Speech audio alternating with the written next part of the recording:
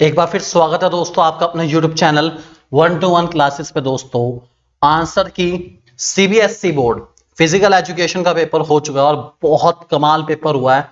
बच्चों के कमेंट्स ने बता दिया है कि मजा आ गया और बहुत सारे एमसीक्यू, बहुत सारे as it is copy paste थे जो एमसीक्यू आपको प्रोवाइड कराए गए थे। दोस्तों जो रील्स की मदद से आपने एमसीक्यू सीखे, जो 40 मोस्ट इंपॉर्टेंट एमसीक्यू आपने सीखे, जो सैंपल पेपर आपने करा, मुझे उम्मीद है आपको उसका डेफिनेटली बहुत फायदा हुआ होगा। दोस्तों मजा आ गया होगा, उम्मीद पूरी है। अगर आया है तो प्लीज कमेंट सेक्शन में जाके बता जरूर देना यार, बहुत जरूरी है। आपके कमेंट हमें प्रेरित करने के लिए बहुत ज्यादा जरूरी है, वो हमें मोटिवेट करते हैं और अच्छा करने के लिए। फिलहाल ऑफिशियल आंसर की CBSE board physical education theory exam आज हो चुका है दोस्तों। सेट 4 सभी के पास यही सेट था, ठीक है। फटाफट इसके आंसर के आपके सामने लेकर आ रहा हूं। ऑफिशियल ना होने के बाद भी ऑफिशियल से कम नहीं है दोस्तों। सारे के सारे आंसर बहुत अच्छे से इवेल्युएट, बुक से चेक, गूगल से चेक, जो बेस्ट फिजिकल एजुकेशन के टीचर्स हैं ऑल ओवर इंडिया में उनसे कंफर्म करने के बाद आपके सामने दोस्तों ये आंसर की लेकर आ रहे हैं। टाइम लगा लाने में लेकिन कमी नहीं छोड़ी बिल्कुल भी। जो बता रहे हैं वो 99.9% सच ही बताएंगे आपको। शुरू करते हैं पहले क्वेश्चन के साथ। पहला क्वेश्चन आपको बताइए दोस्तों, आपको आसन को आइडेंटिफाई करना था। सब लोग जानते हैं दोस्तों, ये हमारे पास है, इस आसन का नाम है भुजंग आसन। कल सैम्पल पेपर के अंदर भी ये सेम क्वेश्चन आया भी था, ठीक है। Dash pose is like cobra, कल आया था कि Bhujang asana is also known as dash pose. आप लोगों ने एमसीक्यू में प्रैक्टिस करी थी, तो कोबरा पोज दोस्तों भुजंग आसन को ही कहते हैं। और बहुत सिंपली आप लोगों ने इसको आइडेंटिफाई कर लिया हो तो एक नंबर तो मिल ही गया। जस्ट विजुअली इंपेयर्ड कैंडिडेट के लिए भी खैर मार्क करा है, बड़ी बात नहीं है, टेंशन ना लो। दूसरा question, traits like sadness, mood swing, emotional instability are related with dash. बहुत बढ़िया क्वेश्चन, रील्स में बहुत चला ये वाला क्वेश्चन दोस्तों, सबको पता है। ये जो बेचारे नेगेटिव मूड एटीट्यूड लेके बैठते हैं इनको कहते हैं दोस्तों न्यूरोटिसिज्म। आप लोग जानते हैं इस बात को, सबने मार्क करा था और सही हुआ होगा। विच of the following is not a factor affecting projectile trajectory. बताया गया था आपको, ग्रेविटी इफेक्ट करती है, एंगल ऑफ रिलीज इफेक्ट करता है, रेसिस्टेंस इफेक्ट करता है। वुएंट फोर्स इसमें नहीं आता दोस्तों।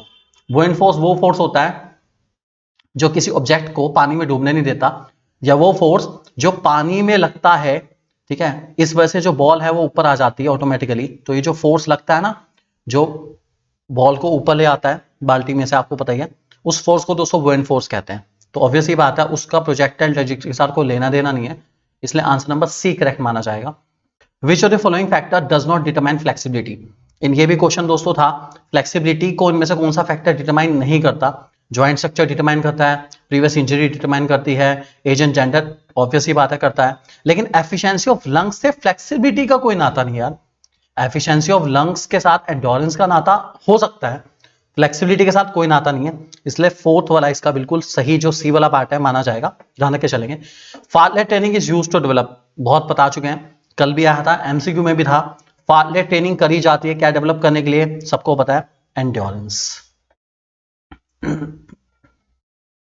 ये क्वेश्चन थोड़ा सा, जो क्वेश्चन नंबर 6 है, ये थोड़ा सा ट्रिकी है और ये वाला क्वेश्चन थोड़ा सा ऐसा है जिसके ऊपर थोड़ा सी डिबेट ज्यादा चल रही है कि इसका आंसर क्या होगा दोस्तों।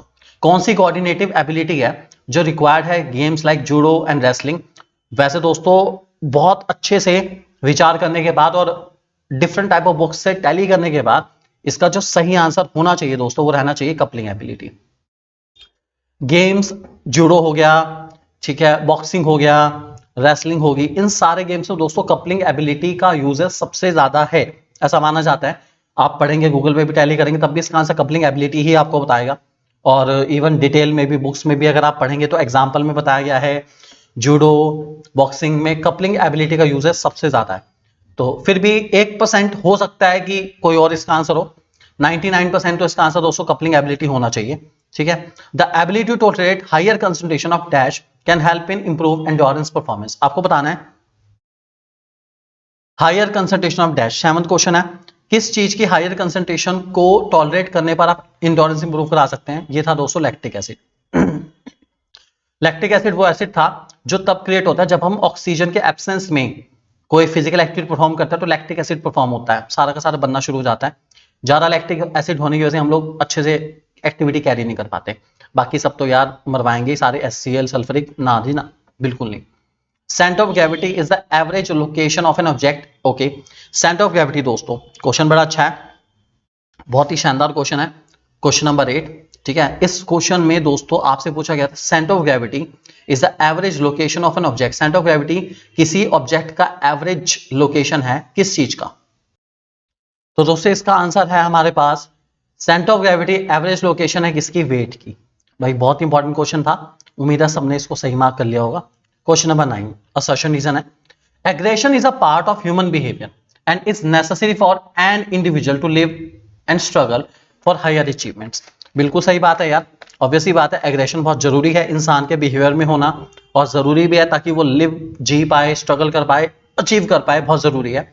Aggression is inevitable and inseparable in sport activities. देखो एग्रेशन जरूरी है हायर अचीवमेंट के लिए, और ऊपर और नीचे में थोड़ा सा फर्क है। यहाँ पर ये इंडिविजुअल की बात चल रही है, जिंदगी की बात चल रही है, और यहाँ पे स्पोर्ट एक्टिविटी की बात चल रही है। ठीक है, तो क्यों एग्रेशन जरूरी है, रीजन उसको बहुत अच्छे से करेक्ट नहीं बता पा रहा, या सही से एक्सप्रेस नहीं कर पा रहा, इसलिए मेरे हिसाब से इसका आंसर बी ज्यादा एक्यूरेट बैठता है। बाकी थोड़ा सा ये भी कॉन्ट्राडिक्टरी रह सकता है क्वेश्चन।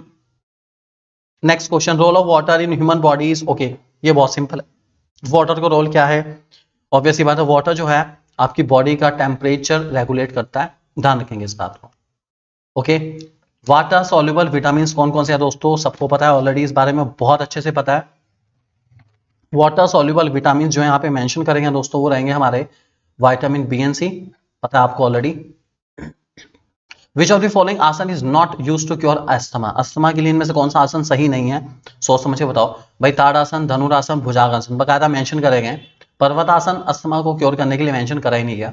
इसका आंसर 101% बता रहा हूं, 101% पर्वतासन है। अगर किसी ने गलती से धनुरासन लगाया तो धनुरासन इसका आंसर है ही नहीं, इसका सही आंसर पर्वतासन है। जो सीबीएसई बोर्ड से सिलेबस आता है ना, उसको चेक करके देख लेना, उसके अंदर मेंशन करेंगे कि अस्थमा के लिए आपको बच्चों को बताया गया कौन कौन से आसन पढ़ने हैं, उसमें सारे आसन मेंशन है पर्वतासन को छोड़ के। Total number of matches knockout में बहुत बार करा था, 19 के लिए भी, ऑब्वियसली बात है एक कम होता है, 18 इसका सही आंसर है, आप लोग जानते हैं। नॉकआउट टूर्नामेंट सेम क्वेश्चन पूछा गया था, बहुत बार पूछा गया था आप लोगों से, वाटर वाला भी आप लोगों से पूछा गया था एमसीक्यू में। ठीक है, नॉकआउट टूर्नामेंट का दूसरा नाम दोस्तों आप लोग जानते हैं एलिमिनेशन टूर्नामेंट है, क्योंकि इसमें जो हारा वो बाहर होता है, आप लोग जानते हैं इस बात को। फर्स्ट डेफ ओलंपिक कब ऑर्गेनाइज हुए थे? 1924 में, आपको पता है। उसके बाद ये आ गया क्वेश्चन हमारे पास मैच द फॉलोइंग के अंदर, आपको बताना है इनमें से किस किस का नाम है। ऑब्वियसली बात है, बहुत ही सिंपल है। ठीक है, आप इसे बॉल एक्ट का देख लो, आप लोगों ने बॉल एक्ट बहुत अच्छे से पढ़ा है, आप इसको बॉल एक्ट को अगर मार्क करेंगे बहुत आसानी से, तो दोस्तों बॉल एक्ट आपके सामने फोर्थ वाला है। ठीक है, उसका सही है wide gap between the knees. ठीक है, और नॉक नी के अंदर आप लोग जानते हैं नीज एक दूसरे को टच करती हैं। ठीक है, तो ये तो आपको पता चल गया कि फोर्थ का सेकंड है और फर्स्ट का थर्ड है। फोर्थ का सेकंड इसमें हो सकता है, इसमें हो सकता है, और फर्स्ट का थर्ड इसमें ही है, तो ऑप्शन नंबर ए करेक्ट माना जाएगा। ये हमारा पार्ट बिल्कुल करेक्ट है, आपको पता है इस बारे में। क्वेश्चन नंबर 17, ओके ये भी देख लो भाई, 17 वाला कौन से वाला कराया जाता है? इसमें बहुत सिंपल था, आपको पता है कि मॉडिफाइड पुशअप गर्ल्स के लिए होता है, तो यहाँ पर एक ही ऑप्शन है, फोर्थ का थर्ड है, तो पक्की बात है फोर्थ का थर्ड वाला एक ही है, तो दोस्तों इसका आंसर भी हमारा ए ही रहेगा। टेंशन लेने की जरूरत ही नहीं यार, इतना नहीं सोचते, जल्दी जल्दी करते हैं। और वैसे प्लेट टैपिंग टेस्ट भी आपको पता है स्पीड एंड कोऑर्डिनेशन के लिए होता है, ये आपको पता ही है अपना, बाकी भी आपको पता ही इसके अंदर। मिनाच बहुत बार एमसीक्यू पूछा गया था, ये वाला अपना, ये वाला एमसीक्यू भी हमने कराया था, ये वाला मिनाच क्या होता है बहुत अच्छे से जानते हैं आप लोग। फर्स्ट मेंस्ट्रुअल ब्लीडिंग बेसिकली, तो बिगिनिंग ऑफ मेंस्ट्रुअल पीरियड या menstruation cycle in women is called menarche, आप लोग जानते हैं इस बात को। डिटेल क्वेश्चन की बात करूं, कोई से दो फैक्टर जो एंडोरेंस को डिटरमाइन करते हैं, कोई से बता दो यार, एरोबिक बता दो और एनारोबिक बता दो, दोनों को आपको एक्सप्लेन करना है, ऑक्सीजन की प्रेजेंस में, ऑक्सीजन के एब्सेंस में। उसके बाद गोल सेटिंग बहुत बार पूछा था, डेफिनेशन सेम, बिल्कुल सेम डेफिनेशन गोल सेटिंग की, सैम्पल पेपर के अंदर बहुत डिटेल में आपको लिख के भी दिखाई थी, ऑलरेडी दिखाई थी, शो करी थी। गोल सेटिंग का मतलब है अपने ऑब्जेक्टिव्स को डिफाइन करना, क्योंकि जब तक ऑब्जेक्टिव नहीं होंगे तब तक आप ब्लाइंडली काम करोगे। मजा तब है जब आप अपने ऑब्जेक्टिव को पाने के लिए बेस्ट एफर्ट करो। ठीक है, फ्लेक्सिबिलिटी क्या होती है आप लोग जानते हैं इस बात को, फ्लेक्सिबिलिटी के टाइप बता दो, बहुत सारे फ्लेक्सिबिलिटी के आप। ठीक है, स्टैटिक स्ट्रेचिंग है, बैलिस्टिक है, ठीक है, कोई सा बता सकते हैं, कोई दिक्कत वाली बात नहीं है फ्लेक्सिबिलिटी के लिए, अपना सिंपल क्वेश्चन था। ठीक है, 4 टाइप ऑफ फ्रैक्चर्स कोई भी बता दो यार, ग्रीन स्टिक बता दो, कम्युनिटी बता दो, dislocation, oblique fracture, transverse fracture, कोई भी बता सकते हो, सिंपल फ्रैक्चर कोई भी बता दो। उसके बाद BMI निकाल ली होगी आप लोगों ने, फिलहाल मैं निकाल के दे देता हूँ आप लोगों को ताकि आप लोगों को कंफ्यूजन हट जाए। तो 72/1.68 इंटू 1.68, ठीक है, ये इसका फॉर्मूला होता है। जल्दी जल्दी आप लोगों के निकाल के बता देता हूँ कितनी आएगी आपकी इसकी। तो 72 को 1.68 2.82 से डिवाइड करना है, 25.53 के आसपास आ रहा है, लगभग 25.5 के आसपास आ रही थी। ठीक है, कमेंट भी करना होगा क्या किस कैटेगरी में बच्चा आ रहा है। तो भाई नॉर्मल से तो ऊपर ही है यार, 24 से ऊपर आ गया तो ऑब्वियस ही बात है, ओबेसिटी की तरफ जा रहा है, बता देंगे आप ऑब्वियसली इस बात को।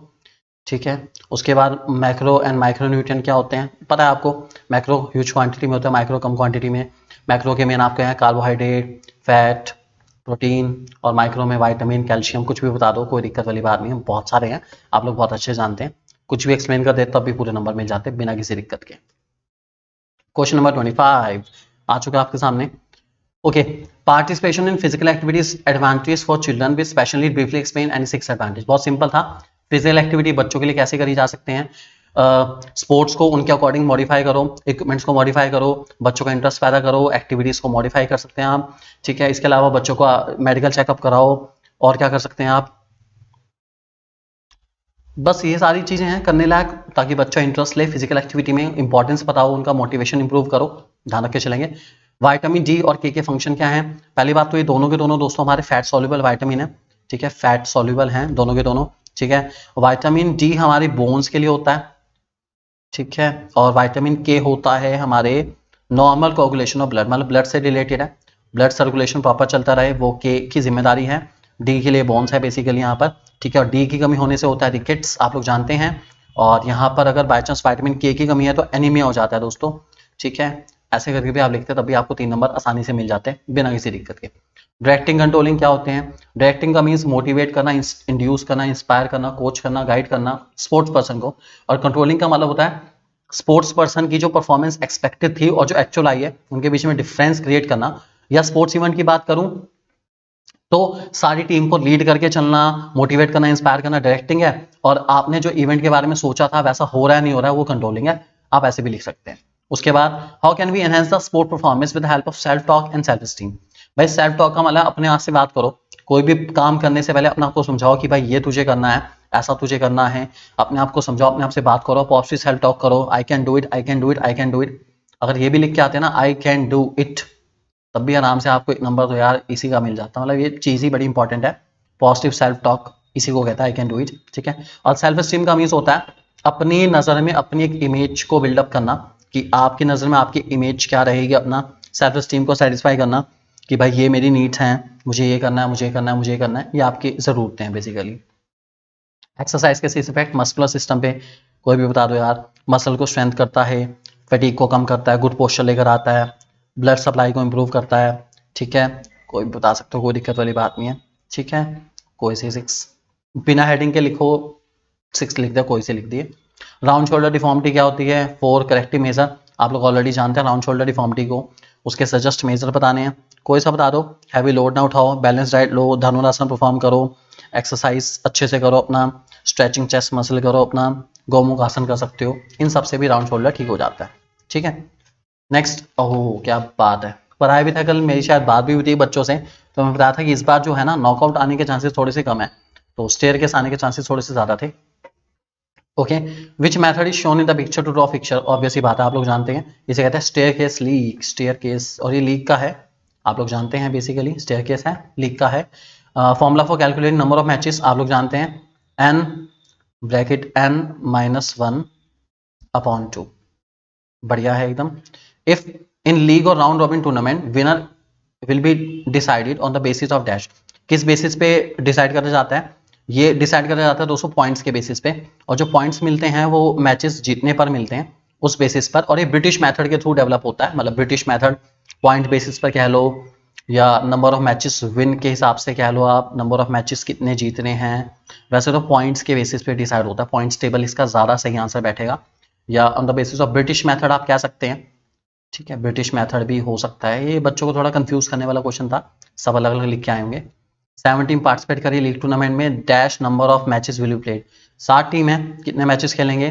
तो 7 7 माइनस 7 6 42 अपॉन 2 21 मैचेस।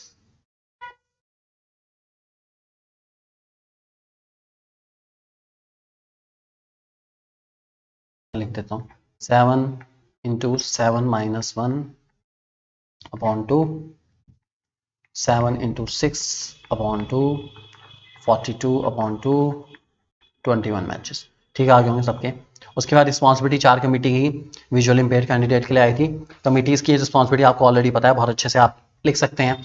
कोई भी कमेटी, रिफ्रेशमेंट कमेटी, इसके अलावा stage committee, boarding committee, transportation committee, किसी के बारे में भी लिख देते हैं, कोई दिक्कत वाली बात नहीं।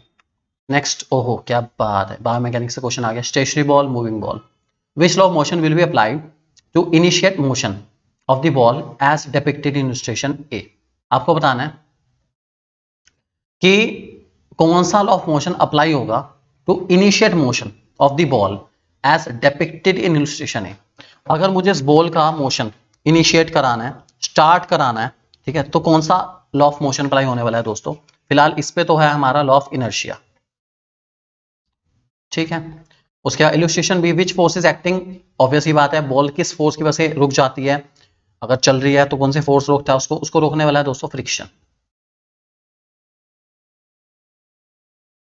या आप सेंटर ऑफ ग्रेविटी भी कह सकते हो, ग्रेविटी की वजह से भी रुकने के चांसेस हो जाते हैं अगर वो चल रही है तो।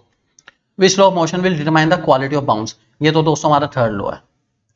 जिस रफ्तार से आप बॉल को नीचे पुश करेंगे, उसी रफ्तार से बॉल बाउंस बैक करेगी। Dash on object is directly depends upon the mass of the object, क्या है? Acceleration of object, speed of acceleration आपने पढ़ा होगा ना, acceleration of object is directly proportional to the mass of the object and net force applied on, ठीक है। Acceleration आप लोग जानते हैं बेसिकली। ओके, क्रिकेट बॉल है, ये तो हमारे करना ही था, बिल्कुल भी छोड़ो इसको। खैर, अगर कुछ लोगों ने ये भी करा होगा, when a cricket ball is moving with a certain velocity the player has to apply retarded force to bring ball at the rest of to hands which Newton law is applied in the station. Okay भाई, ball को रोकने के लिए कौन सा Newton का law हो रहा है? अप्लाई करो। बेसिकली तो है लॉ ऑफ इनर्शिया ही हो सकता है अपना, कि जब तक कोई एक्सटर्नल फोर्स लगे बॉल रुकने वाली नहीं है बिल्कुल भी। लॉ ऑफ इनर्शिया इसका सही आंसर रहना चाहिए मेरे हिसाब से। क्वेश्चन नंबर 33, पहले तो आपको बता दूं ये 3 हमारे पास गेम्स हैं। ये पैरालंपिक का सिंबल है, ठीक है, ये डेफ ओलंपिक का सिंबल है, और ये हमारे स्पेशल ओलंपिक का सिंबल है। Logo shown in dash refer to Special Olympic C. Founder of Special Olympic आपको पता ही है दोस्तों, यूनिस कैनेडी श्रीवन, ठीक है। According to figure B, the hand shape okay good great that overlap each other in the circle represent the original sign for dash. आपको बताना है किस चीज के साइन को रिप्रेजेंट करता है दोस्तों। ये जो बी वाला है हमारा, ये दोस्तों हमारे डेफ ओलंपिक के साइन को रिप्रेजेंट करता है। ये डेफ ओलंपिक का है। How many countries parties in the first Olympic, ये तो दोस्तों थोड़ा सा कुछ बुक में दे रखा था, कुछ बुक में आंसर नहीं दे रखा था। इसका आंसर जो है दोस्तों है 23 ने 3 टीम ने पार्टिसिपेट करा था। पैरालंपिक का मोटो क्या है? पैरालंपिक का मोटो दोस्तों है स्पिरिट इन मोशन, मतलब ऐसा मेंशन करा गया है स्पिरिट इन मोशन। हो सकता है अलग अलग बुक में अलग अलग गिवन हो, लेकिन कुछ बुक्स को मैंने कंसल्ट करा तो उसका लोगो है स्पिरिट इन मोशन, ठीक है। इसका मेन पर्पस होता है कि सभी लोग पैरेलल गेम्स खेलें, मतलब जो स्पेशल चिल्ड्रन हैं या स्पेशल लोग हैं और जो नॉर्मल लोग हैं, सब लोग बराबर खेलें, अच्छा खेलें, इसका ये मेन पर्पस होता है, ध्यान रखे चलेंगे, ठीक है। और ये वाला दोस्तों क्वेश्चन वैसे मैंने आपको बताया था, जो लोग कुछ अटैम्प्ट करके आए हो पता है उनको अपना, ठीक है। नेक्स्ट क्वेश्चन नंबर 34, अब सीधे सीधे आगे। हाइपरटेंशन के 4 आसन पूछे गए हैं आपसे, और कोई सा एक एक्सप्लेन भी करना है, ठीक है। 4 आसन कोई भी बता दो हाइपरटेंशन जो आपको पसंद आए, ताड़ासन, भुजंगासन, गोमुखासन, सुखासन, जो बताना चाहे बता सकते हैं, कोई दिक्कत नहीं। स्टिक डायग्राम मैंने कल आपको वीडियो में दिखाए भी थे, बना लिए होंगे। Rikli and Jones fitness test क्यों कराया जाता है? सीनियर सिटीजन की फिटनेस को इवेल्युएट करने के लिए कराया जाता है। उसके प्रोसीजर बताओ, कोई से 2 टेस्ट के 6 टेस्ट है यार, कोई से बता दो। चाहे चेयर स्टैंड टेस्ट करा लो, उसके बाद chair sit and reach test करा लो, कोई सा करा लो, कोई फर्क नहीं पड़ता, जो आपकी इच्छा हो वो करा सकते हो। इसके अंदर 6 टेस्ट है, कोई सा करा लो। स्ट्रेंथ क्या होती है? एक सिंगल एफर्ट में कितना फोर्स हम प्रोड्यूस करते हैं उसको स्ट्रेंथ कहते हैं। कोई से 2 मेथड स्ट्रेंथ डेवलप करने की, मैंने क्वेश्चन कल भी बताया था कि ये क्वेश्चन बहुत इंपॉर्टेंट है स्ट्रेंथ वाला, और बताया था कि आइसोमेट्रिक, आइसोटोनिक और आइसोकाइनेटिक, इनमें से एक क्वेश्चन तो आएगा ही आएगा, तो वो पूरा स्ट्रेंथ के रूप में ही आ गया। आपको 2 मेथड बताने थे, आइसोमेट्रिक बता दो ठीक है, आइसोकाइनेटिक बता दो या आइसोटोनिक बता दो, वो आपकी इच्छा है, कोई से बता देते, नंबर पूरे मिल जाएंगे आपको। फ्रिक्शन आपको पता ही है, एक बॉडी जब दूसरी बॉडी पे रोल होती है तो उसको फ्रिक्शन कहते हैं। एडवांटेज बता दो फ्रिक्शन के, एडवांटेज है मूवमेंट में हेल्प करता है, ग्रिप बनाने में हेल्प करता है, और किसी ऑब्जेक्ट के मूवमेंट को रोकने में भी हेल्प करता है, एडवांटेज पे रुकना भी, ठीक है। डिसएडवांटेज बता दो, ठीक है, और टाइम वेस्ट कराता है, वेयर एंड टियर, टूटने फूटने के चांसेस हो जाते हैं ऑब्जेक्ट के, और स्पीड को स्लो डाउन करता है। बाकी कुछ भी आप लिख देते, कोई दिक्कत वाली बात नहीं है। सुटेबल एग्जाम्पल आपको देने थे, स्पोर्ट्स से रिलेटेड आप दे सकते थे, क्रिकेट से रिलेटेड एग्जाम्पल ले देते, या जो भी आपका एग्जाम्पल लेने थे आप दे सकते थे बिना किसी दिक्कत के। मुझे उम्मीद है आपको ये सारे के सारे जो आंसर मैंने बताए उसमें कोशिश करी है कि पूरे पूरे आंसर ठीक हो, एक आधा थोड़ा बहुत जो कॉन्ट्राडिक्टरी क्वेश्चन हो सकता है, मे बी हो सकता है, बाकी हमने बेस्ट एफर्ट करें। अब इसके बाद दोस्तों हम इकोनॉमिक्स की तैयारी कराएंगे आपको, और वो भी लाजवाब तरीके से। तो बस बने रहिए आपके अपने यूट्यूब चैनल 1-to-1 क्लासेस के साथ, हमेशा आपकी सेवा में हाजिर और बेस्ट कंटेंट लेके हमेशा आया आपके साथ। बने रहिए दोस्तों हमारे साथ। Thank you very much for being with us, have a nice day and all the best for future exam. दोस्तों अच्छे तैयारी करेंगे, अच्छे बने। Thank you very much.